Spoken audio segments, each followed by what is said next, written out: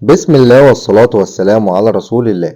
لما حضرتك تروح تشتري حديد التسليح من مخزن حديد هتلاقيه بيسألك يقولك انت عايز حديد نوعه ايه او عايز حديد تشغيلة كام. هيقولك مثلا عندي حديد تشغيلة 500 زي عز او المراكبي او اي نوع تاني عنده تشغيلة 500، وهتلاقي يقولك انا عندي مثلا حديد استثماري تشغيلة 400. طب ايه هي التشغيلة دي؟ التشغيلة دي هي الرمز اللي بيكون مكتوب على سيخ الحديد زي سيخ الحديد اللي ظاهر قدامكم في الفيديو ده. طيب سيخ الحديد اللي قدامكم ده مكتوب عليه 500 دي دبليو ار.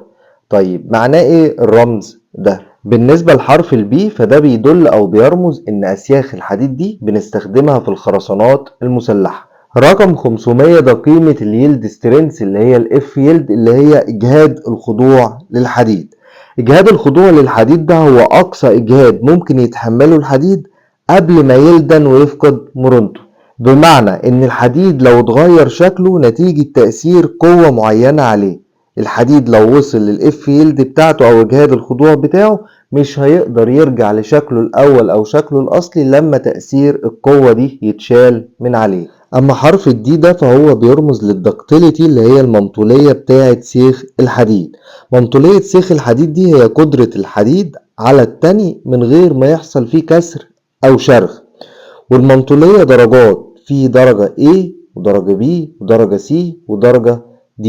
الدرجة دي هي أعلى درجة لمنطولية سيخ الحديد، ودي اللي بنستخدمها في مقاومة أحمال الزلازل والرياح.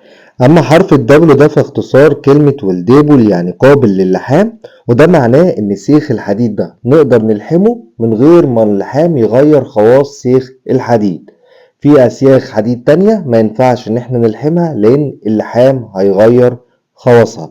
سيخ الحديد لو ما ينفعش نلحمه هتلاقي مكتوب بدل حرف الدبلو شرطة. أما بالنسبة للحرف الآر فده اختصار كلمة رف، وده معناه إن السيخ مشرشر مش أملس. وطبعا ميزة السيخ المشرشر إن هو قوة تماسكه مع الخرسانة بتكون أقوى من السيخ الأملس. في حالة إن السيخ أملس ما هتلاقيش مكتوب حرف الآر، وهتلاقي مكتوب مكان حرف الآر حرف بي اختصار كلمة بلين أو أملس.